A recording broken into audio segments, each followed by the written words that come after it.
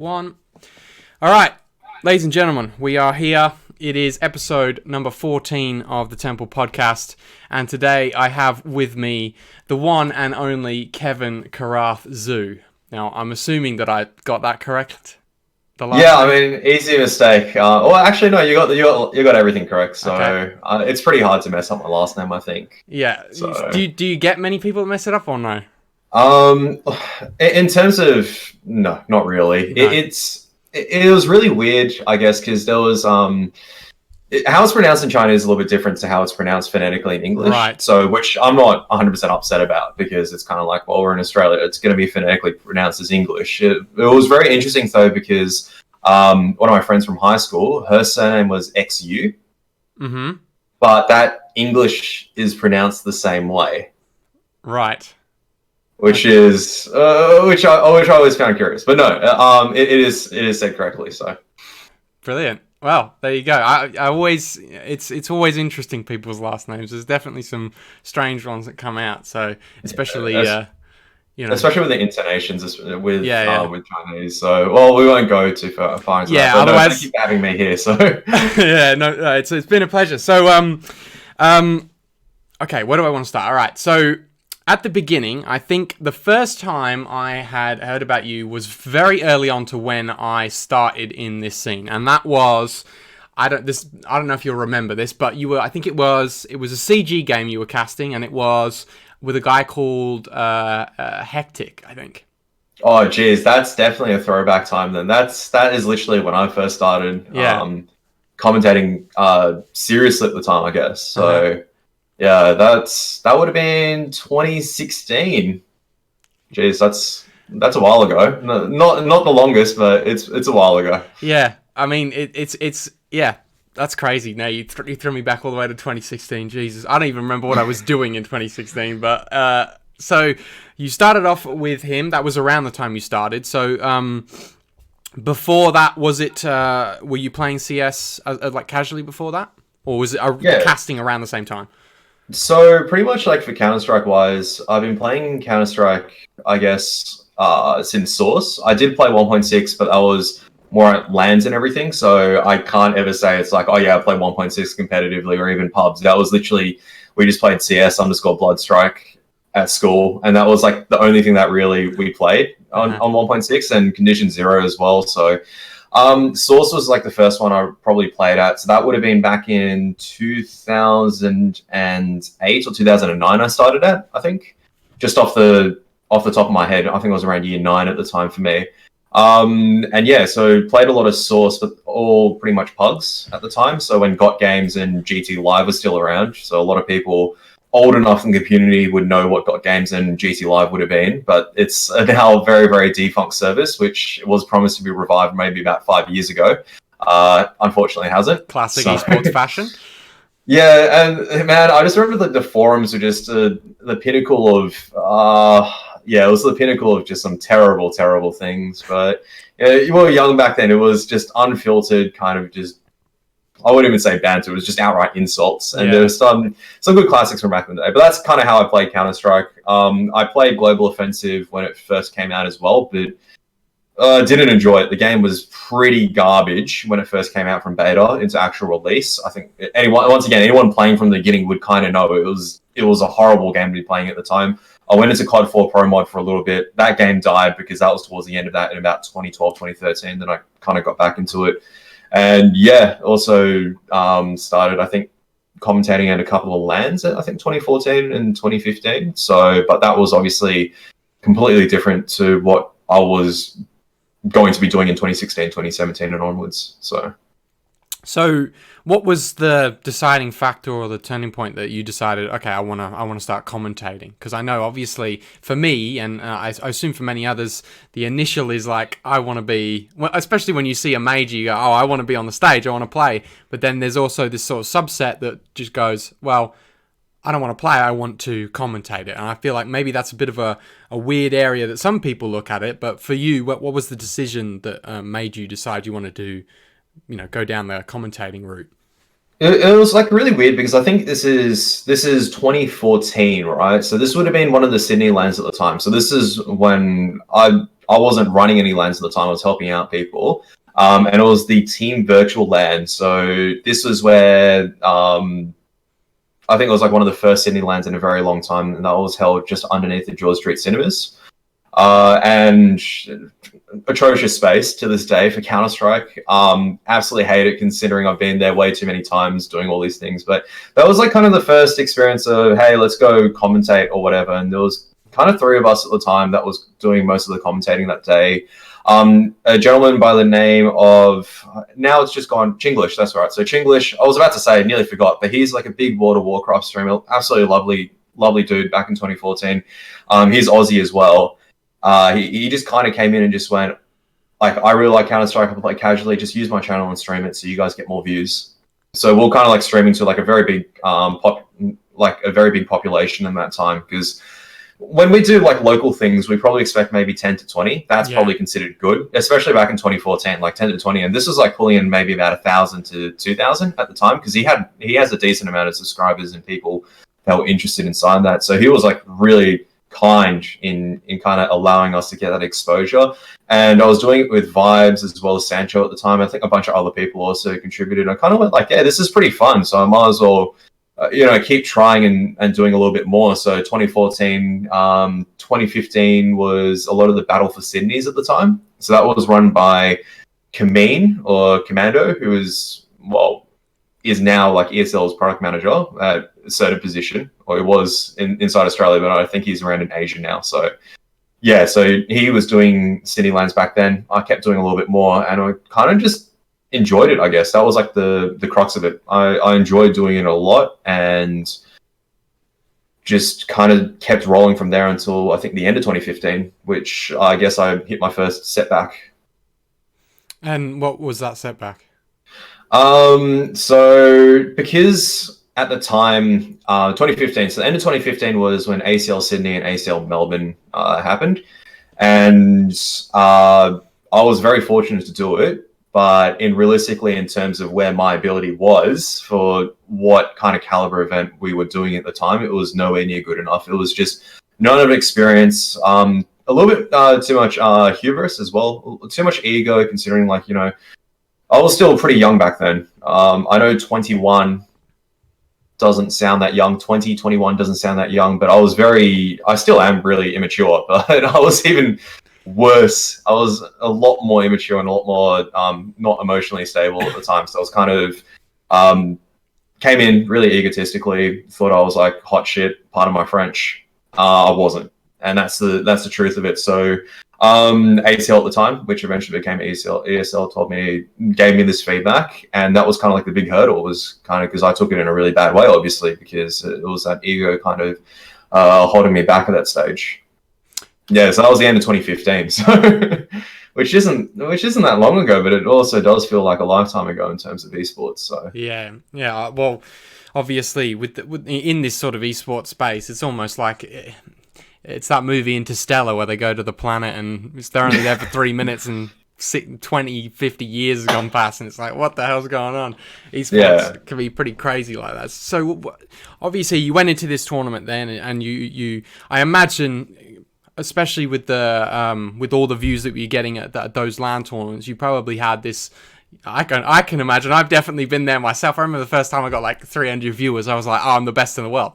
It's not even, and I think this is a very human thing at the end of the day, because all we kind of want is, when we're doing it, we all do it to start off when we're all enjoying it, and I guess later on, when we start doing a little bit more, it's kind of, we are all trying to seek a place where we get a little bit of validation at the end of the day. We're all trying to find somewhere where we want to belong. I don't think there's anything wrong with that in terms of when you're first starting off. It is sick to have a lot of viewers.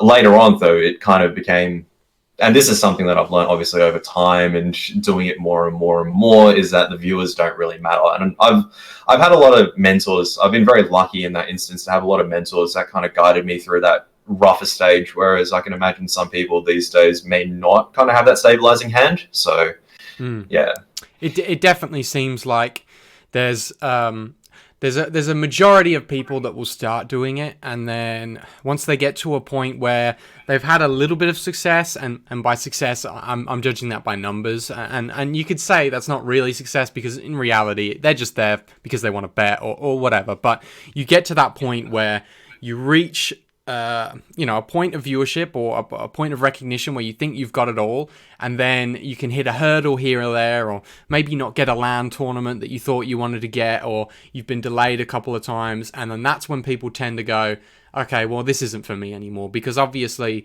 in Australian esports, there's not that much money, and when it comes down to it, if you're going to make it in this scene, you have to be willing to put it all on the line, otherwise it's just not going to get all the way.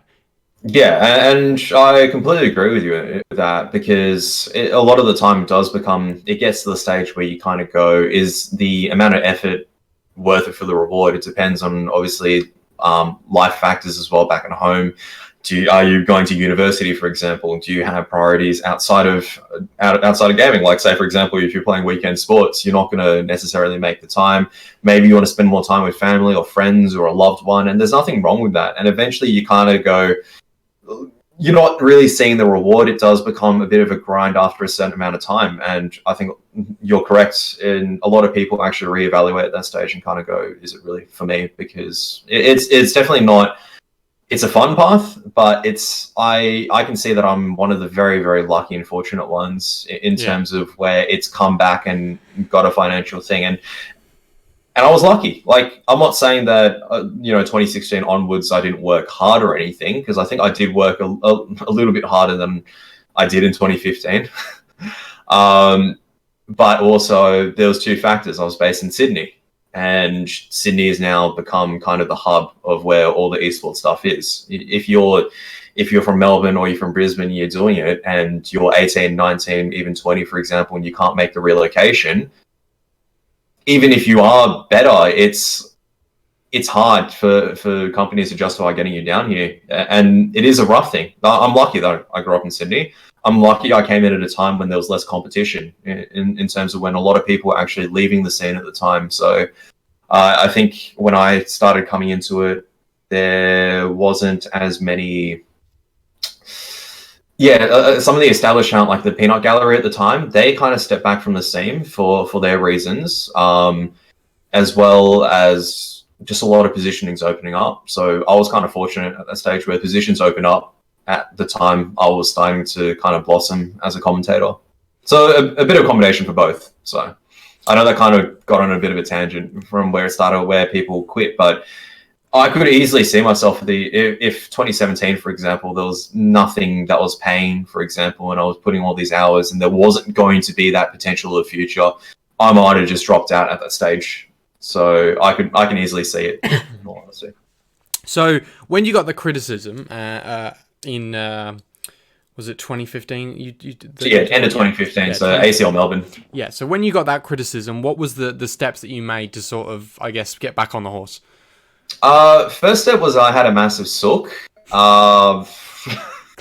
Brilliant. Classic. I had a massive sook. Thought everything was really, really unfair and everything. And then I calmed down, and then I really thought about it a little bit, and I went, okay, let's take a step back and look in terms of why, say, for example, wouldn't I be able to do certain things like Crown and so on and so forth. So, because Crown Invitational was right after ACL Melbourne. So, and it's like, so you're asking yourself, why didn't you get that opportunity to do it? Is it because maybe I am better and no one knows what they're talking about? Or maybe the guys that gave the feedback have an idea what they're talking about and I was actually really bad. So it's kind of like changing that view set. It's like, because no one likes to be called bad and no one wants to be given negative or critical feedback. No one likes it. But you got to try to turn it in your own head into a way where you kind of go, okay, these guys aren't being malicious about it. So it's negative feedback because obviously it hurts. It hurts being told that you're bad. So it took me 3 months to kind of rationalize and go, do I still want to do this? Can I improve from here? If so, what do I need to do? Because the first thing that was told was lack of experience. You weren't good enough, but there wasn't really any directive. It was just like, you were lacking, but there wasn't really any direction there in terms of what I was lacking in. So I just had to go do it more. So that was kind of like that stage where 3 months I was just thinking over and over in my head, is it worth quitting now? Try get back up and try harder. I decided to get back up and try harder. My partner, Constance, who I've been together with for way too long now, if you ask me, she's been supportive this entire time, and she said that if you regret not doing it, then you should go do it. You should go at least try, because otherwise you'll be regretting for the rest of your life. You'll always be wondering if you could become something. So that was kind of like that thought process, right? Rationalizing it, then going, what should I do to fix it? And then going on top of that and doing it. So there was kind of like the 3 steps there. So what were the main... So obviously that you said the criticism they gave you was you didn't have enough experience, right? So what was the main... Obviously, other than just doing it over and over again, was there any main changes that you made to your style that sort of helped you, I guess, improve and, you know, get to a point of that ESL standard? ESL standard. I mean, this would be...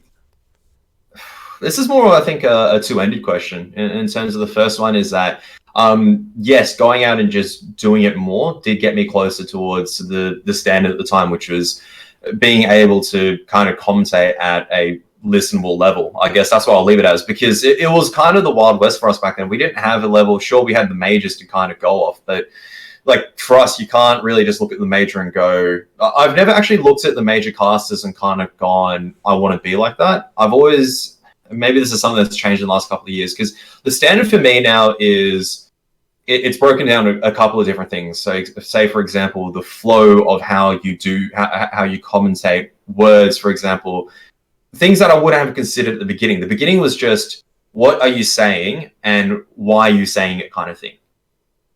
And that was kind of hammered out over 6 months. So beginning of 2016 to about midway through 2016, that was all just how to get proper words out during commentating, because it gets very boring very quickly where you go, oh, he comes into the site, he gets 1, he gets 2, that's absolutely monstrous. Oh, which everyone starting off would have been like. So it's kind of expanding beyond that point and going, right, what can you kind of use from there? That's like the very basics of what kind of I did to get myself into the ESL standard at the time, I guess. And then the other thing was I had guidance from Cyanide. He helped run CG. He also was one of the runners of Team Down TV back in the day. So they did a lot of COD and Counter-Strike commentary. He gave a lot of feedback in terms of how a flow of a show should go. So this is when you start your show, for example. This is what you talk about in your intro. This is what you do during the show. This is what you do after the game's over. This is, and all these things, the structure. He gave a structure, and he gave feedback on the commentary as well. So it's like, why did you say this? This is stupid. Why did you do this? This is stupid. And then I got more opportunities, because around that stage, like I was doing those CG games with Hectic at the time. Got the opportunity to do a couple of CG lands in Sydney at that time, and got to commentate some of them as well. So that was kind of a big push for me in terms of kind of getting reconnected with those guys at ACL/ESL, because they were transitioning at that stage, and they came and they kind of saw it's like, hey, you've improved a lot. We'll tell you right now, you've improved a lot. And I said, thank you. I appreciate the feedback, because it was kind of like a justification at that stage where it was like, yes, all that hard work's kind of paid off. So you were talking about, like, I guess, looking at somebody who's doing it where you can get an inspiration, or maybe not an inspiration, but like an idea of what the level needs to be at. And obviously around that time, maybe it wasn't as clear. Did you ever look at like any kind of mainstream broadcasting to figure out a style, or was that never even a consideration? I think that was afterwards, in all honesty. The only time that I would say watching mainstream, and this will sound really, really odd, but I don't think I watched a CS major in the entire time I was playing until, or like doing commentary, until probably about 2017. Never watched a major. Like I never watched any of the majors. I never watched because it just didn't interest me at that time. And this may sound baffling, during my entire commentating, in the last probably from 2015 to 2018 of commentating, I've probably watched less Counter-Strike in terms of casually, in terms of streams and whatnot, than I probably have this year in the last 6 months. Yeah. Because you get sick of it. Like, you commentate it and then you go watch it. I personally got sick of it, so I never did it. So the games that I watched and kind of learned a lot from was StarCraft 2. So Tastosis, who do a lot of the GSL commentating for StarCraft 2, because that was like one of the big esports I followed in 2011 at the time. I loved their style. It was like commentary when there wasn't anything to talk about. It was commentary, but when it was actually starting to heat up, when it was big stakes, you could see they brought it another level.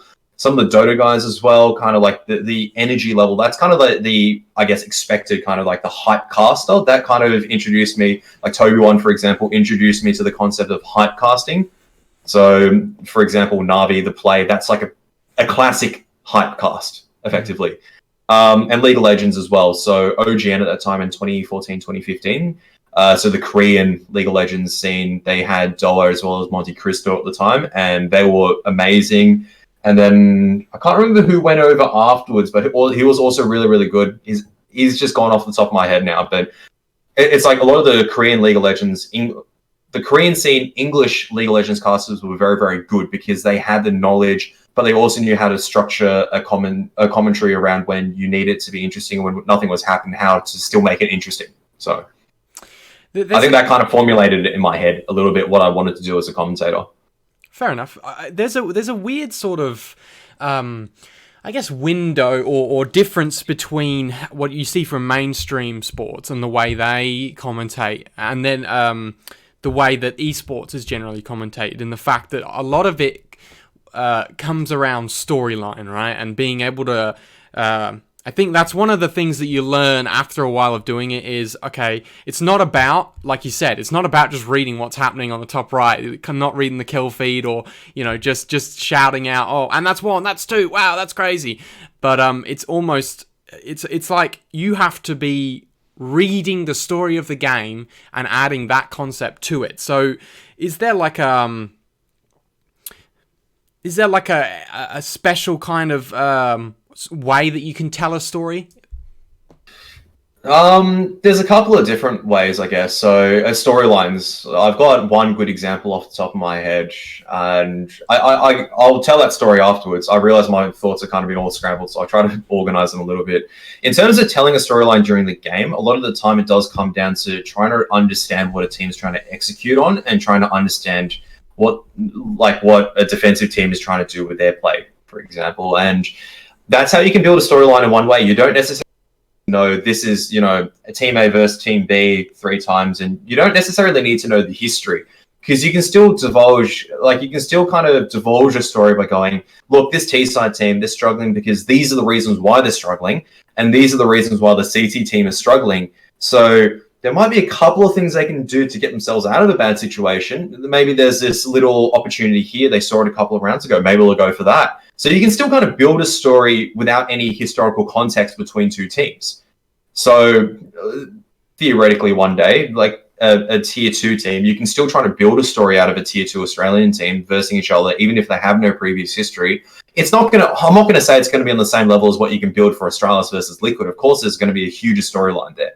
But there are still certain ways that you can build hype around certain players, like what players are doing well on a site, for example, how they're playing site partners, how they're taking control of a map as well. Everything you can kind of put into a big jigsaw puzzle and convert what they're doing as a strategy into a storyline. So that it's really hard to kind of explain it, because it's something I feel like that comes with time. It comes with just doing it a lot more. Like if you gave me, say, Team A and Team B from a European league, I could probably try to create a storyline. Obviously, it's not going to without history, it's still going to be hard. But you got to do what you got to do, right? So that's how you feel kind of the dead space. With your style, would you have considered it to be a color commentary style, or more in that sort of field, or was it a hybrid of color and play-by-play? Definitely more towards play-by-play. I sit in a very weird position, I think, in terms of the overall commentating stratosphere inside Australia. I won't say worldwide, because obviously I haven't had these talks and I haven't watched enough worldwide CS commentators to kind of go, yep, this is how my style matches up towards them. And there's nothing personal against them. It's just, once again, it goes into the thing. I just didn't watch that much Counter-Strike when I was commentating myself. So I was more play-by-play, but I am fortunate enough to have a little bit more understanding about the game. I don't have the most amazing understanding. So like when I was paired with Mitch, for example, Pilly, or when I was paired with Ian or Sniper, they both knew way more about the game. Like Ian or Sniper is insanely good at crafting those storylines because A, he's got the history of the teams, and B, because he's got an exact understanding of what's going on in the play, and he breaks it down for everyone that's watching. So like he's really good at doing that. Mitch is also really good at doing it as well, but he just lacks maybe a little bit more experience compared to Ian. And I don't think that's anything to be ashamed of. Ian went to a lot of majors. Sniper went to a lot of majors. He is a very experienced player. He is a very experienced commentator. He's very good at vocalizing and kind of telling a story as well. He's a very good storyteller. So so I don't consider myself a color commentator because that's the kind of the color commentators I consider as that full role. But I filled in an analyst desk before as well as color commentary because if there is someone who needs to do a play-by-play, I kind of need to jump in the role a little bit. And I can read maybe certain passages of plays and why it's done, but not to the same extent that the true color commentators can actually do it. So I still probably consider myself at the end of the day play-by-play, but I could become a hybrid when needed. I could become a desk person when needed. So, do you have a favorite duo right now? In terms of who I liked commentating with or who I like listening? As in, who you like listening to?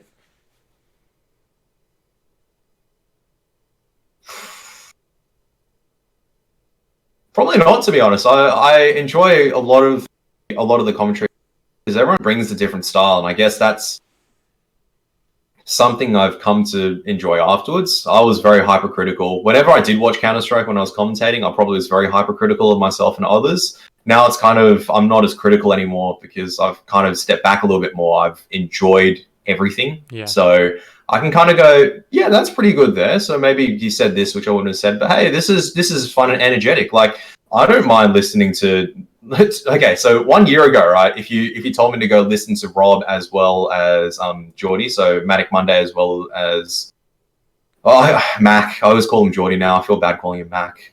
But I would have said that, oh man, I don't want to listen to this. It's way too energetic. I'm too depressed. I don't want to listen to this. But now it's like they've got their own little kind of really energetic cast. And it's a very different style towards how, for example, a traditional cast where if you got Elfish Guy and Pilly to cast together, it would be completely different. So, and there's nothing wrong with either of them. I think the energetic ones are good.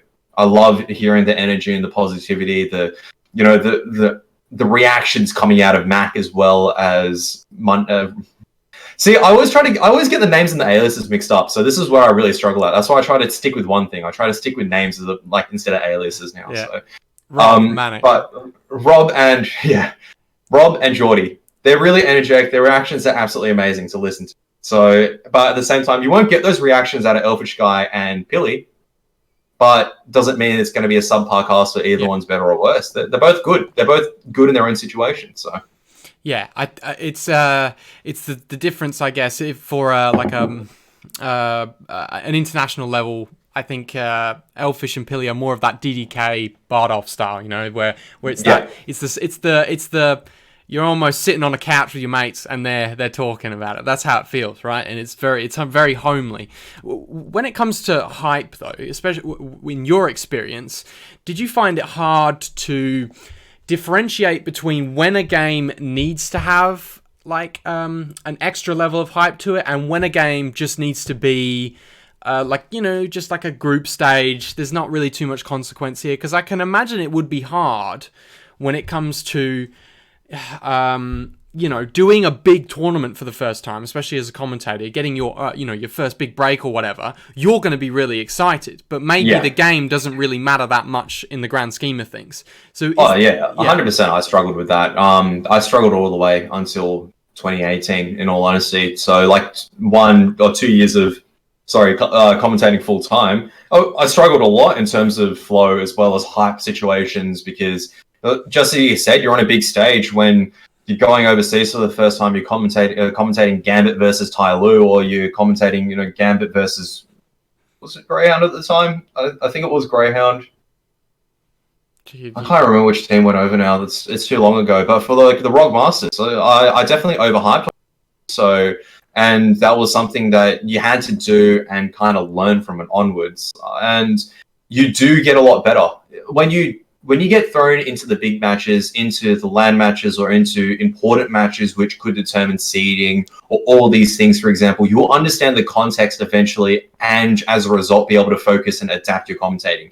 A match between a 16th and 15th team inside B Team Pro League, not that exciting. So we're going to keep it nice and chill. Not going to take it too far in terms of insulting people or anything. But at the same time, if it was a 16th place team versus a 8th place team at the time, let's just say, for example, and this may or may not have happened, Renegades versus, was it Ghost Gaming at the time? Or one of this is like season 4 or season 5, right? Renegades were positioned 6th at the time.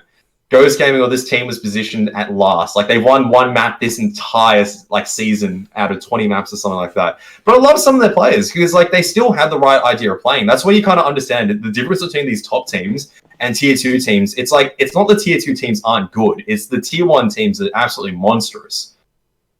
So imagine how much hype we had when the 16th place team defeated the 6th place team in Renegades. So Renegades actually lost to this team 0-2. And this did happen. This was one of the seasons where finally one of the Asian minors didn't happen at the same time as the ESL Pro League finals. Renegades lost these 2 maps against this 16th place team. Out of the top, let's just say top 8, or it was either top ESL from the group stages into the finals. They placed one position outside of it by 1 map, because they dropped 2 maps against the 16th place team. So that's what I mean. In terms of the context of these matches, if it's an upset that's going to be happening at stages, doesn't matter if this team is 16th place and you think Renegades is going to make it through, or Liquid or Astralis are going to make it through. Same at IM Sydney when Tai Lu upset MIBR. It was a best of 1. Okay, it was a Mirage. Okay. Was it still an upset? Was it still worthy to be hyped about? I still think so. So it just comes with time eventually. It gets easier to kind of recognize when to start hyping things up when you do more and more of it. But the trick is you have to have the opportunity to do more and more of it. Fair enough. You did... you've done a few desk hosts as well as just general analysis roles. Was there... or I guess you've been outside of me, yeah, being on the desk, but desk. I filled in for Danny Kim once, but outside of that, I don't think I desk host that much. But we'll say, yeah, desk role, I guess. Okay, desk role, yeah. Is there? Did you prefer that at all over the casting? And what are the main differences between the two in your eyes? I was like, honestly, it was shit because you had to be there the entire day and you had to watch the strike, and it was just like it was 16-2 or 16-14. So play-by-play is good because you go in, you watch the match, you do the work, and then you have 15 to 30 minutes off. Mm-hmm. There's no such thing as like that in a desk section because it's literally you go in, you do your desk section, look, the desk section itself is fun. It's good, all right? And it is a different skill to also bring out certain words when you're talking about certain things as well, when you're examining executes, trying to make things less wordy. I've lost that skill now, so as you can clearly tell, I'm bad with words now. But what was really bad about it was because, say, for example, you had 3 best of 3s, you had to be there the entire day. So you had to be on the desk the entire day. So you had to kind of pay attention to every single map. You had to focus around watching every single map. So I personally think it's good, but it's really, really tiring. So that's why I say it's shit. Not saying I wouldn't go do it, but I would prefer play-by-play commentating over desk work any time of the week. When was the first ESL gig that you got? ESL A1NZ Championships Season 2? Damn. I'm going to have to Wikipedia that just to make sure. Maybe it was Season 3. In terms of, that was, at the time, volunteer, so I kind of just drove into the studio, and that was my first studio experience in terms of what has come to be ESL studios these days. So that was a big learning experience for me. So, and now I'm looking back at it, I'm very thankful, because when it came to the time when we were doing big gigs and everything, we had at least I had a little bit of experience in terms of sitting in front of a camera and everything. Whereas for Rob, as well as Geordie, for Mitch, a lot of these times they've been thrown into the deep end. They've kind of gone from a bedroom studio broadcast into an actual studio. It is really confronting, and sometimes, like, the first one you got to be doing is a much higher stakes match, when back then it was not as high stakes at that stage. So yeah, that was like the first gig, and my first kind of ESL big gig would have been at EB Expo 2016, when they still had EB Expo inside Sydney. So, what do you have a favorite moment from those ESL casting that you can throw back to? For Counter-Strike, or for just for everything? Just for everything, as an ESL, I guess.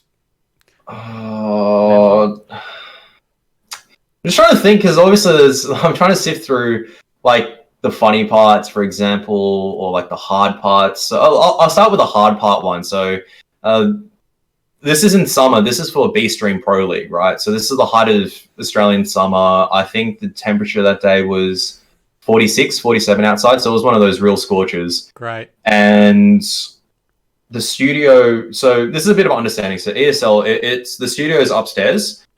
The air conditioning unit inside the studio was broken. So we're commentating in probably about, and we have all these lighting on us as well. Oh. And look, they were trying to fix it. So, like, I'm not trying to make them sound like it was like a massive cop out. We understood what the situation was. They tried getting someone in there to fix it nearly every single day for a couple of months. Yeah. That was my understanding of the story. So I was just like, I just smashed water down, and it was like, it's a job at that stage.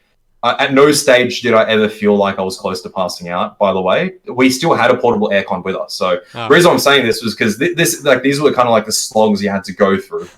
6 hour, 7 hour days inside there where it was like 46, 47 degrees.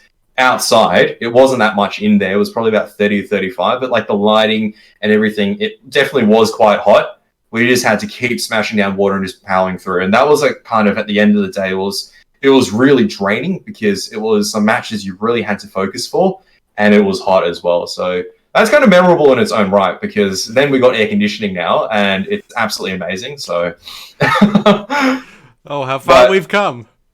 Look how far we've come. But yeah, so the reason why I say that, safe. It was just really, really hot. The situation in terms of the weather outside was really, really bad as well. It's just kind of like an accumulation of unfortunate circumstances. But ESL always gave us water bottles. They always had production always asking, do you need more water bottles and everything like that. So we were fine in terms of staying hydrated and staying and like good to work in there. It's just warm, it's just a warm workplace. You just got to push through with it. So straight. Funny stories in terms of not personally me, but I've worked on a couple of water tanks broadcasts. I think there was one time we were doing a water tanks broadcast where we substituted a commentator during a camera section, because we have like cameras where you can pan out differently. So it cut across to, say, for example, commentator A. We switched out commentator B for someone else. He just kept talking about a point. We didn't say anything, didn't make any mention, and then we cut back to commentator A, got them to switch around again, and then full screen. Just completely played it off like nothing happened. Brilliant. We switched to commentator midway through. That was like one of the funnest times in terms of everything. So I have commentated some matches lying down. I've been lying down before and commentated matches. Okay. Some of the AU and NZ championship ones, when it was like raining and a really cold day, I brought my slippers in from home. I brought like a little blanket as well, kind of like just rugged up, got like a nice comfortable chair and just watched the match. Kind of like just imagine the monitors in front of me, and I was just like kind of like this and just going like, yeah, this is a good match to commentate. Oh, this is going absolutely huge. How has he got these entries? And it was a lot more relaxing doing that. So yeah, I can imagine. Because otherwise, if you're sitting upright the entire time, you just get too tense. So those are some of like the memories. There's like tons of in terms of things that have happened and whatnot, but way too many to go over right now. So Fair enough. You talked about switching people around mid-broadcast, and I think that's a fairly good segue to what I would like to discuss, which would be what exactly is the origin of this Danny Kim joke, where you guys just are the same person. Well, how does this? To be honest, I was not there for the start of it, so every time I watch it, it makes me laugh, but I'm like, what the hell's going on? So what exactly is the origin of it? So the context of this was back in one of the Pro League commentaries. This is the Optic lineup, which they recently just got Config and all the others in there. So it was like Gade, Config, I think, and some of the others. I don't remember exactly who it was in that lineup. And they were like versing some 15th or 16th place team inside Pro League. And we kind of took it a little bit too far in terms of joking and bantering between Mitch and I. Sorry. So what happened was that apparently one of the CEOs at the time at Optic, or one of the higher ups, I don't know the exact position, made a complaint. And they reviewed it and they went like, yeah, actually this season of Pro League, like this commentating is not good, guys, because it's too bantery, etc. It's too laid back. And I was just kind of like, well, I learned two things. A, no one then watches our broadcast for an entire season because this is literally our entire style for a season. But B, okay, so Mitch and I do need to be a bit more careful about what we say and what we do. At the same time that this Optic person made a complaint and lodged a complaint about us, there was one person on Twitter who was a very diehard Green Wall fan, and I can understand it. I can now understand a bit of the philosophy behind the Green Wall. One of my mate from work, he followed Optic during the COD days, so he's kind of like a Green Wall fan because he talks about the philosophy of it. This guy tweets and goes, how dare you commentators do this, etc. How can you be so disrespectful, yada, yada, yada, yada, yada. And he tags Danny in it. Not me, not Mitch. He tags Danny in it. Brilliant. And it's like, Danny wasn't even commentating it. And let's be reasonable. Like, Danny and I don't look that alike, to be fair. Not even close. Like, he'll be easily, not even close. So that was kind of like where the joke came from. Where it's just like, so it's a very big internal, which was kind of kick-started by this person. So in terms of mistaking Danny, and we call it the Optic incident, it kind of pushed us to focus up a little bit more, in all honesty. So whether or not the feedback was given the correct way in terms of from the Optic guys or not, look, I can't really say at the end of the day. But what it kind of, I think at the end of it, it was needed because we were starting to get a little bit loose with it. And I mean, we improved afterwards, and it was kind of like 3 days after that incident, they told us, it's like, congratulations, you're doing IM Sydney 2017. So for anyone who wants to do IM Sydney, yeah, just slag off Optic, apparently, and you'll be able to get a call-up.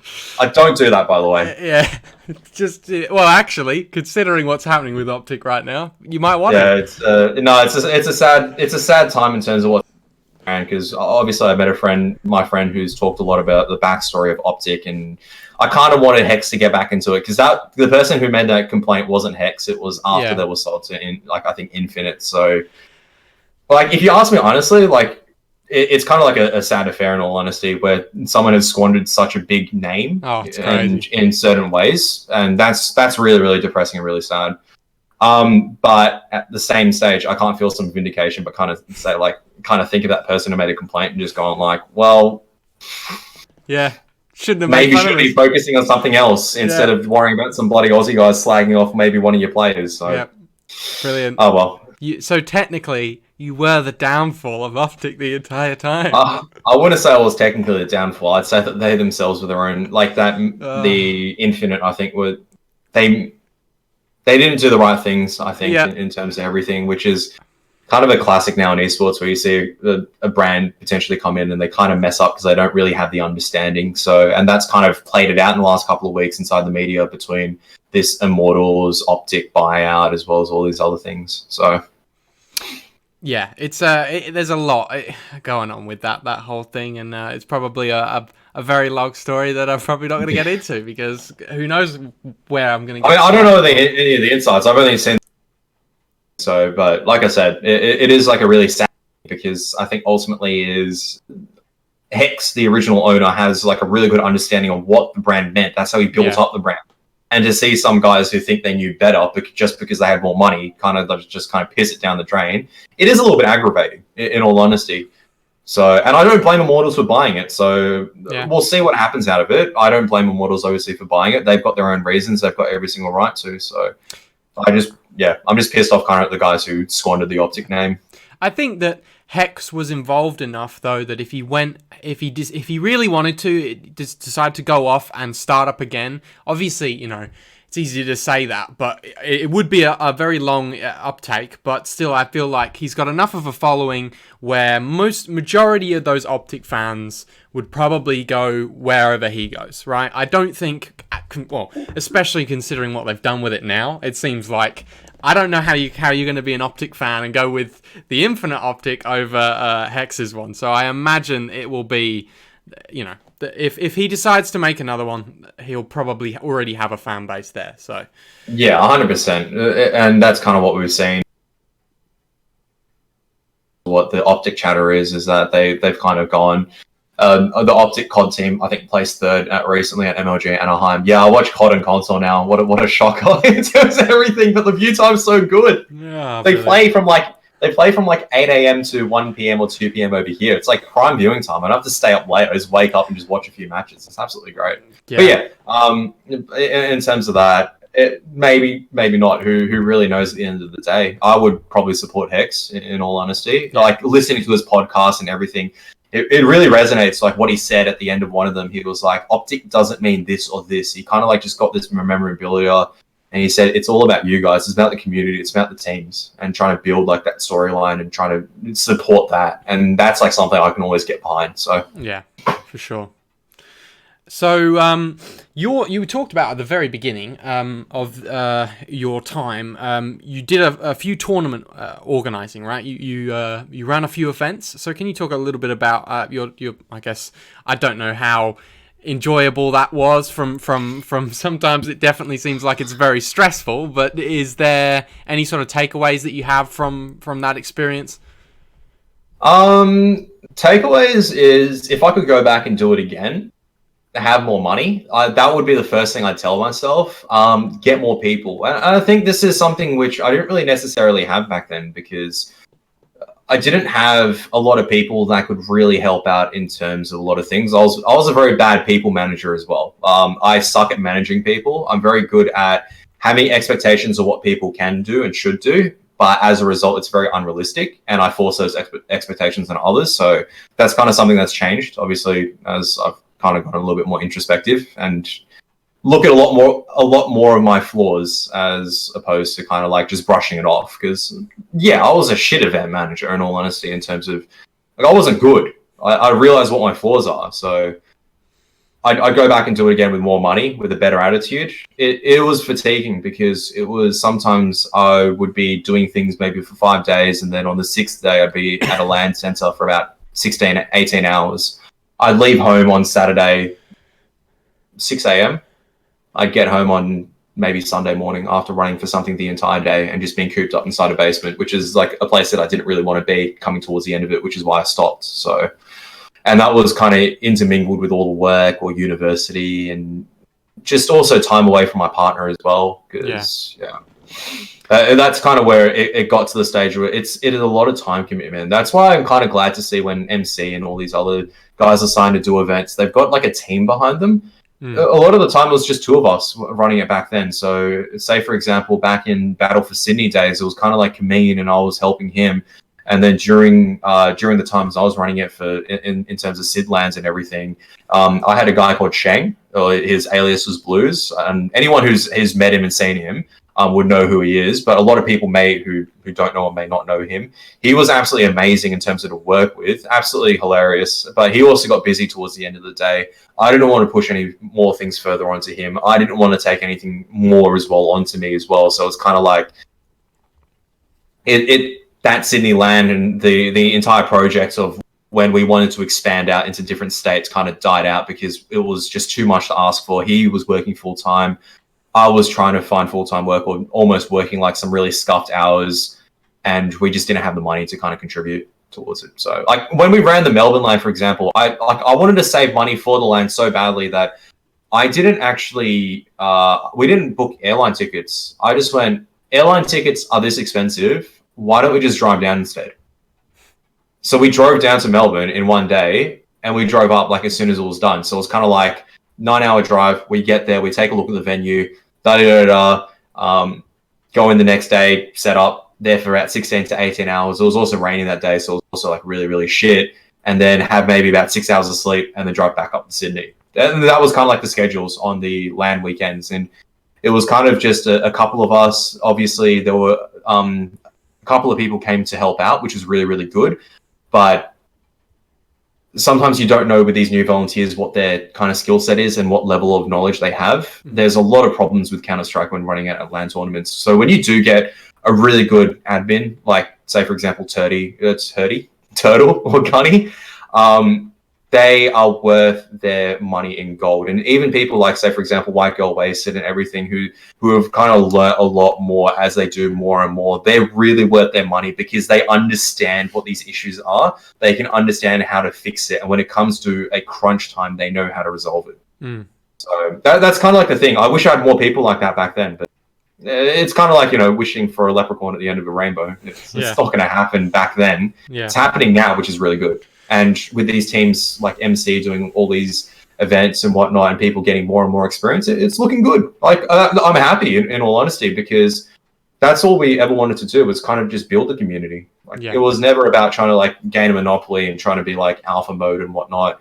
It's trying to build a grassroots community. Everyone was welcome to do it. We were obviously happy to help out as well in terms of everything. I like going down and saying hi and taking a look and offering some help if they really need it. But also, just really shout outs to MC, because he was my son, and he saved me probably about 5 years worth of headaches. So MC is a god. Sweet. He's a godsend. Yeah, I imagine he is. So speaking about those roles, the observing role and the admin role, I know from the few LANs that I've done, the small LANs, but it does seem very reliant, or the success of a tournament of a tournament does seem very reliant on those roles that maybe sometimes people don't necessarily put a lot of priority on, right? Yeah. Now, I know that there's some tournaments coming up that I think Big O's running, which I'm very happy about, because I think he's doing a very good job as well. He's someone else who I would say is a good shout for an admin, and then that observing role. Now, other than obviously MC, where do you see any other observers coming up? It does seem like a very sort of sparing role, right? It is, and the issue here is that an observer needs to have really good game understanding as well as fundamentals in terms of knowledge, and even then, sometimes it's not enough, because like what MC's done, he has a really good server line command knowledge, so he knows a lot of things around it. Also, just going to my previous point, just in case he does watch this and he gets a little bit mad I didn't shout him out. Dino, he was working at Gigabyte at the time, now he works at Intel. He was absolutely amazing because he actually sponsored our LANs at that stage, and he was always like providing things the entire time and support. So I kind of went afterwards like, I should give him a shout out as well, because he is absolutely amazing to work with. He does a lot of stuff inside the esports scene as well. I absolutely love Dino. He's been a really good inspirational figure. So back to this point, in terms outside of that segue plug, it is hard to do observing, because you just don't know if at the end of the day you're doing observing for who. So say, for example, you do it for online commentating. How do you kind of set it up? You can't really observe and commentate at the same time. Can't focus on two things at the same time. Yeah. You can't build a picture with the camera. It's like equivalent of filming with a camera and also, doing the news at the same time. It's just not doable. So, and you rarely find dedicated cameramen, because what incentive is there to go and learn outside of certain experience? Like, you can record and do it, but what do you get out of it? You don't get anything out of it. No one's going to go, hey, we really like you recording demos, and I can do that. He can do that. So why do I watch it to give feedback for it? It's a really rough position. And I'd say that it's even rougher than commentators, because if you're a good observer at the moment, you are going to be worth your weight in gold more than what a commentator is, easily, hands down. But to get that experience, you need to kind of get these matches and events to understand the flow and get better. And that's just not doable at this stage, because no one's going to sink time into observing when they can try doing commentating instead, when they can do something else inside the game. So it's difficult. It's really difficult to observe. Like, solving the observer question is a hard thing, because there's no one can observe, and you can't just watch off them unless you kind of do a broadcast, but then all they get is kind of like a little name in the corner, and it kind of goes back to the beginning. Everyone wants a bit of recognition. There's nothing wrong with that. Everyone wants to feel a little bit good. Mm-hmm. So observers don't get that a lot of the time, which is a big shame. And there's not very much incentive to do it because you don't get much recognition. So. I mean, yeah. Honestly, the one big one that is in the AU scene is obviously MC, right? And there's a stark difference between the recognition that he has and everyone else. And I look at that sometimes and I go, especially some of the people that I see that are coming up and starting to do MDL. It does look. Sometimes it's like, man, you're good at observing, and if you could just, obviously, like you said, people want recognition, and that's the difficult part. But man, there's so many people out there where it looks like if you just went full into observing, man, you'd be directly up there. I think it's like a big difference as well. Because, like what MC is doing now, and this is something, it takes time because an observer needs to work with a commentating duo as well. This is like kind of expert level commentating / doing shit 101 because it is something that's hard to understand and describe. He actually, depending on which commentating duo, he tries to tell a story through his camera work, and we elaborate off it. It is an innate level of trust actually between the commentators and the cameraman. And I don't doubt, like obviously a lot of these guys coming up through the MDL league and online leagues will know their camera work stuff. They'll know how to snap to positions, and so I can get all the action. But the level of difference is kind of working together as well as just getting that entire picture. That's the hardest part sometimes. And that's like the extra level kind of thing. If we can get maybe 1 or 2 more people inside Oz, I think, into that role so I can learn how to do that, that would really be sick because I always love working alongside new people. I don't want to shun out the new guys in terms of anything. I want to make sure, I want to push them so they can kind of have like a bit of taste of what I've had over the last couple of years. But once again, it's hard to do so because how do you organize that innate relationship between commentating and observing when there's no way to do it online? There is no way of doing it online as far as I know. So going back to tournament organizers, there's been some, I guess, mishaps and some misses when it comes to tournament organizers. Then there's obviously been some successes, like the MC LAN, for example, which was a success. I would, at least from a observable point, right? It's a success. So is there any advice that you would give to maybe somebody to a tournament that's not done too well, and maybe there's some mishaps here? I know that you've talked before about small tournament organizers kind of just lying and saying, "Oh, we've got the best teams in Australia here," and it's like, well. Really. I did make that post, didn't I? Well, I mean, I technically didn't say it. I technically just took a photo. It. Yeah. I didn't caption anything. See, like this, I remember which one you're talking about on Twitter. And the reason why I kind of I'm sorry to these guys, I had to make a mention of it. And the reason why I posted it was because I'm a person because I was still working at that time in terms of commentating. I don't was I? Yeah, I fairly certain I was. So I don't like stirring up shit for the sake of stirring up shit because I still have like kind of an image I had to present at that stage. Now kind of less so. That was literally what they wrote. I just literally took a picture of what they wrote on Ozbargain and I just posted it there because I didn't say anything. So they can't really come to me and go like, why do you post this up? I'm going like, hang on a moment. You posted up in a public domain. I haven't added anything else onto it. I haven't made a commentary on it. What people are posting and what people are making a commentary on is because they realize the absurdity of the statement. I haven't directed anyone to think it's absurd or not. The fact that people know it's absurd is because it's their thoughts. That's the whole thing at the end of the day. So, look, I know that went on a bit of a tangent, but I try not defaming anyone. If you go back, I've probably told maybe 1 or 2 people at most to ever fuck off my entire life on a public Twitter domain. I don't do that very casually. I've only done it for a couple of purposes. One, I point out a lot of absurd things. I don't like directly going to confrontation unless I'm defending something, for example, my friend. So that's the only stage I would actually go off publicly at someone is when I'm trying to defend what I would consider a friend. So pay for a tournament admin that knows what they're doing. Please, anyone who's doing anything related with it and listen to them. This is not just related with gaming wise. It's like you go look at your event manager, for example. They probably tell you it's like your event manager will tell you you need X thing and Y money, for example, and Z time. And if you don't listen to it and something fails, then who's the onus on? It's like the event manager has told you to get these.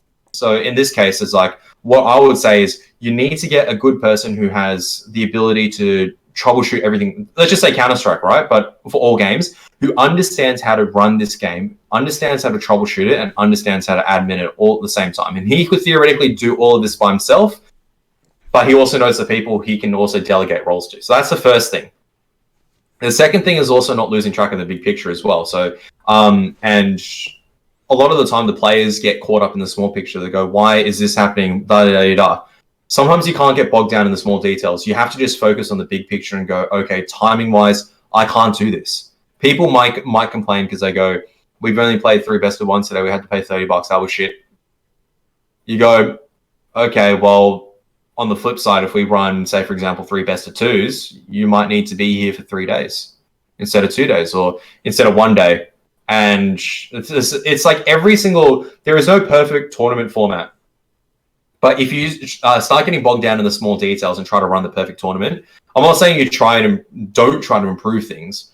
But if you start getting bogged down in the small details and focusing on what the players and what people are trying to tell you in terms of like when you've already considered certain things, they're not seeing the big picture, you can kind of exclude it sometimes. I know that sounds really bad, like me saying like I'm excluding players are saying, but it was like this scenario, right? Was at the LAN that we were running at, we had curved monitors, and it's like, well, yeah, okay, the curved monitors. I don't think they had motion blur in them as well, so it's like an absolute headache. They're 32 inches big, they're curved, and they have motion blur. At least they're 144.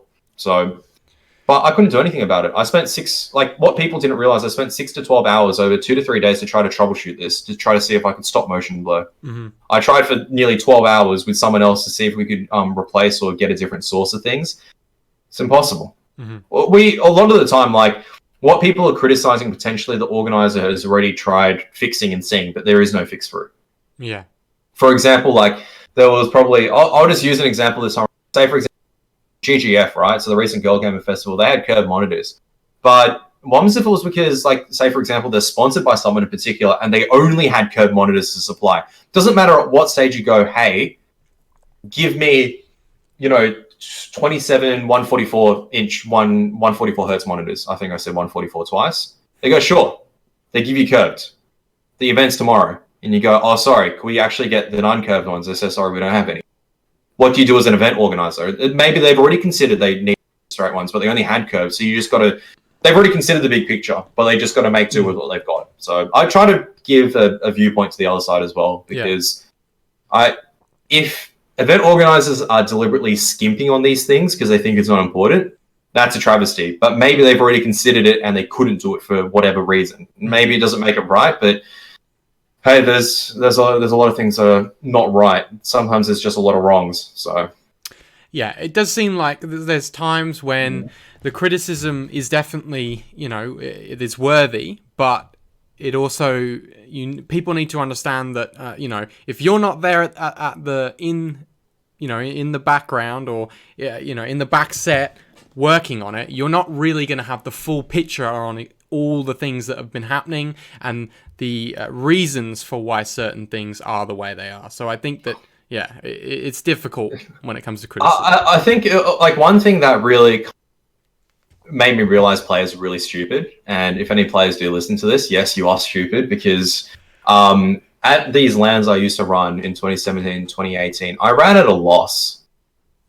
I was actively losing money. I had sponsorship. I maybe used $100 total for the day to cover for maybe food for the volunteers, or maybe like, a coffee for the workers, for the guys helping me out. As a bit of a thank you, because I don't want them to, spend their money on a train ticket coming out to the city to help out for 16 hours and kind of starve and whatnot. I wanted to at least make sure they have a meal, they have these things.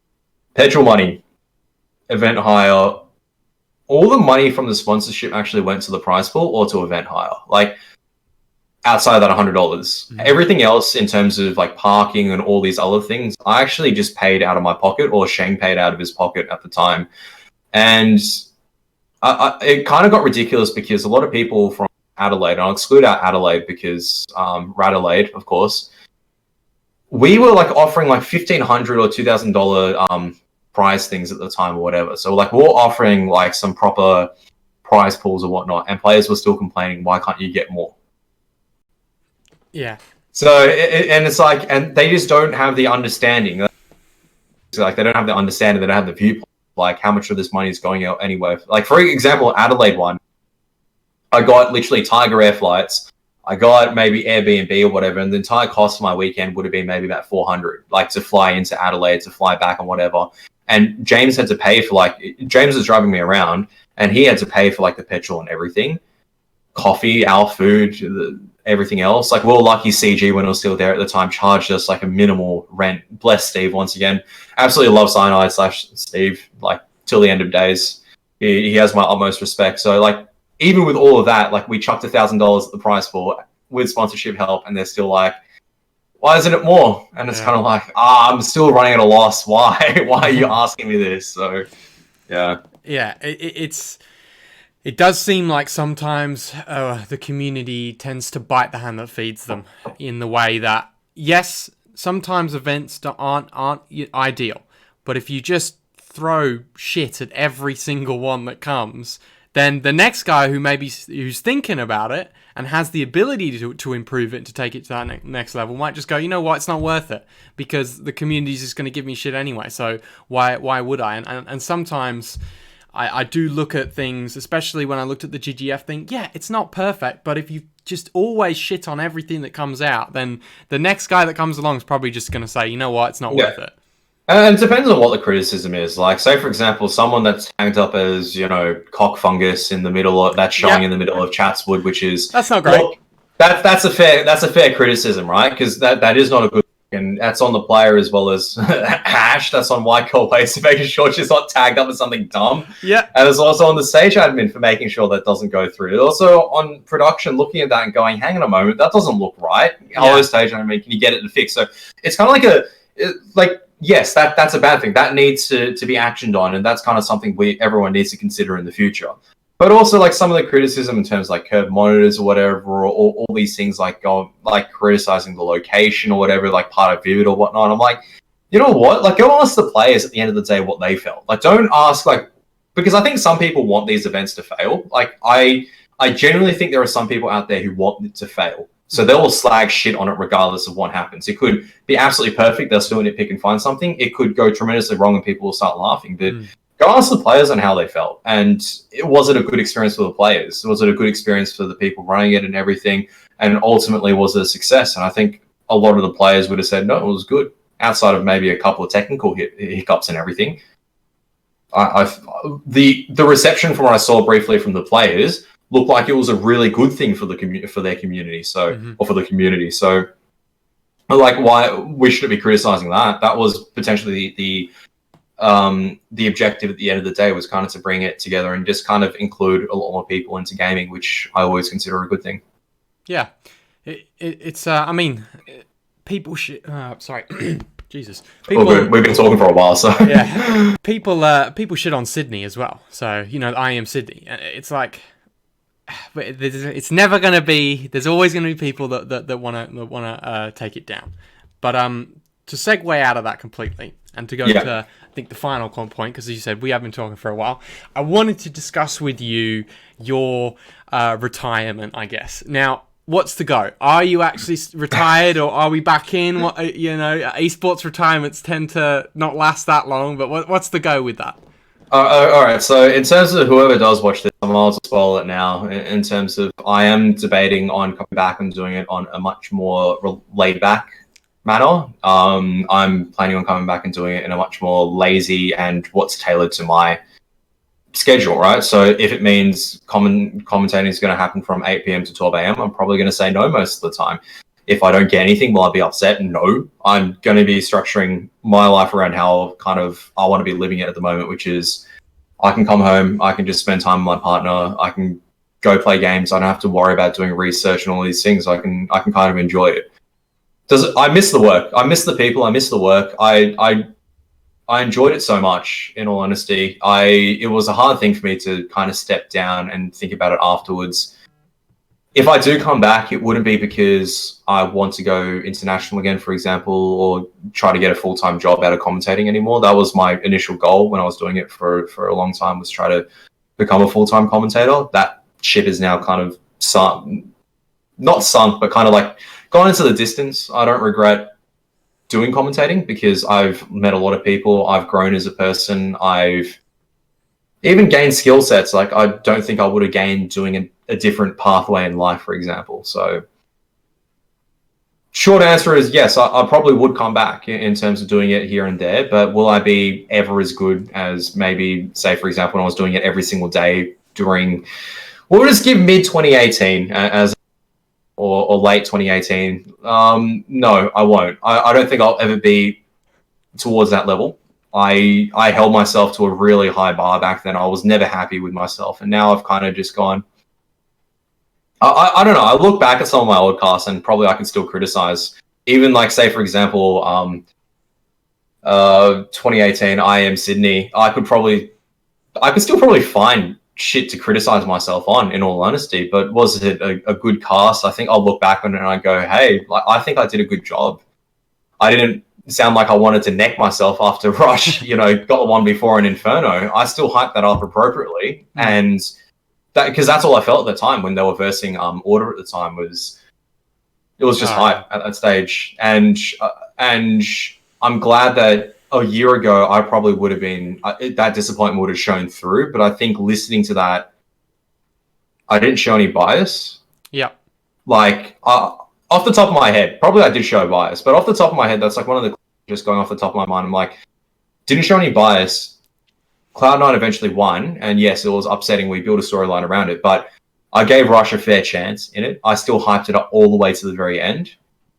So I won't ever hit that level again. I think I'll come back. I'll be biased. I'll lose my words on a broadcast. I won't know how to commentate anymore, but well, I'll still have fun. That's the whole thing. I think I'll have going to be showing at the end of the day. Yeah, I think I think the main thing is, if you're having fun, I think that might even bring out, you never know, man, it might bring out another level you never even got to. You're so enjoying it now that suddenly you just, you reach a cyan level or whatever, and it goes crazy. It's a level beyond, and it sounds good, man, and I'm glad that you're coming back, because obviously, I think it's not locked in 100%. It's like that's it may happen like that in terms of everything. I'm just giving the reason in the first place, and if people do see me come back, just expect to be disappointed. Like, all you're going to hear is maybe the same voice. You're not going to hear the same technical ability. You're really underselling yourself. A lot of things. It's not underselling. Like, I was an okay commentator in terms of international standards. I was, honestly speaking, I think I was probably one of the better play-by-play commentators inside Australia. Maybe international I was a little bit better than average, or maybe I could have gotten somewhere, but no one can really know at the end of the day. So I think I was all right. And if people are going, yeah, but you're good, I don't know if that's because I know them and they are afraid of saying that, actually, Kevin, you're a bit shit. I just didn't want to say it to hurt you or anything. So and you never know. Like, you never know with these things, because I do like a lot of the players. I talk to them quite a bit. And at the recent event where I was pretending to be Danny Kim for a little bit on stage, on the desk, like, a lot of like the players, like, it was really good seeing them again, because some of them, like Nick Ayres or Gotzloff, for example, or Top Gun, it was kind of like when I was growing up, I idolized Top Gun and EMAG when growing up, for them to kind of know who I am. That's still a little bit bizarre.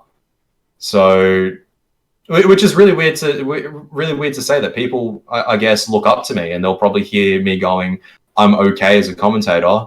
That's the truth of it. You gotta be realistic in terms of where you sit at as a person, but at the same time, you can't be too negative about it. Mm-hmm. So yes, I was one of the better play-by-play inside Australia, maybe second best, maybe even better than Elfish Guy in certain cases. Who knows?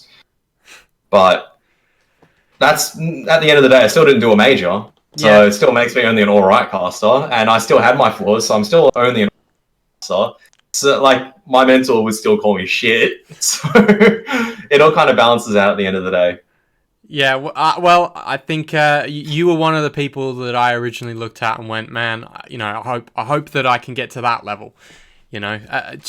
I think you're one of the people that is in this scene that people can seriously learn some things from, especially the way your style is. Obviously, I think you're a bit braver when it comes to being critical of certain players that I think most people are. But I think that in itself is a good thing, and it is the ability that you have to sort of call something with no bullshit, and it's just what it is you. And I think that was always a very enjoyable thing, at least for me, to watch. So I don't know, like it's really, like I said, kind of hearing a lot of people kind of go, it's like they look up to me and whatnot and all these things, because like I said, like at the beginning of all this, all everyone wants to do is kind of gain a bit of recognition and whatnot. And kind of towards the end of it now, I don't really want the recognition anymore as much. I will use my name to kind of, I'll still use the KaRath to kind of push out there and kind of try to promote people and try to help others, because I think that's ultimately what we should be doing inside the scene. I shouldn't be trying to sit in a high chair and going like, heed my commands, you young peasant commentator. Listen to what I say, and what I say is what I decree. No, like everyone has to build their own style, and your commentating style may be different to what mine is. What criticism I may give may be a bit more generic in terms of like, but I won't try to ever force myself and my style onto anyone else. So I just want to help everyone at the end of the day. I guess that's it. So brilliant. Well, we'll end it on that note, because that's a positive one. So I'm very grateful that you came on. It's pleasure to interview you for me. And is there anything that you need to plug at the end of this at all? Anything coming up? In terms of thank you for having me on. Mitch Pilly was having a bit of a laugh and just directly DM'd you because he was like, "Yo, do you want me to DM Harry directly?" I listened to his podcast, and I'm like, because I jokingly said it here, so I'm like, "Hey, why haven't I been asked one of those podcasts yet?" Surely I should have been asked by now as a joke kind of thing. And he just directly DM'd you. So it's like, now that joke has become, it's like, oh, okay. It's become reality. So in terms of everything, thank you for having me on here. I have rambled a lot in my explanations, and you've had to listen to this. A lot of people have to listen to me talk a lot of bullshit to get towards an answer that they may have not wanted. Unfortunate for them. That's what I am as a person. So, thank you, in all honesty, to my partner, Constance, in terms of anything. This might go on for a while, so if there's anything important that you want at this stage, like, you can just cancel it out. But no, seriously, thank you to my partner, Constance. We've been together for a long time now, like over 5 years now. It doesn't sound like a long time, but mathematically, that's 20% of my life that I spent with one person. Let that sink in for a little bit. And this person and she's supported me the entire time through this journey, as like doing things that she didn't want to, learning things that she didn't want to, for the sake of supporting me. And not many people can say they're lucky to have that in terms of anything. So thank you to my partner in terms of all the support. Thank you to all the community and everything who, for some reason, have decided I'm worth listening to, and my opinion apparently means shit. It really doesn't at the end of the day. It really doesn't. I don't know who else. Like ESL dudes, love them. Gfinity as well. After I worked there for a bit, absolutely loved working with the Gfinity staff as well. I'm a man of many, many people. All the event organizers I worked with over the years, Steve, Cyanide in particular. I don't know. Like, if I swear, like, this is the whole thing. Like, I can't go entirely afraid of missing out on someone. They might be offended, and then that's really bad. So I'll leave it like that. Thank you to everyone who's kind of been with me throughout the entire way.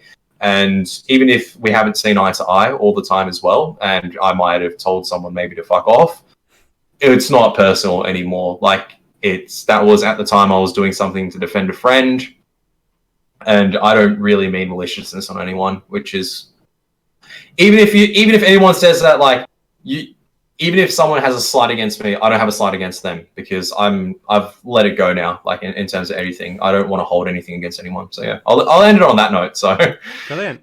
Well, peace and love, everyone. That's been episode 14, and we'll catch you next time. See ya.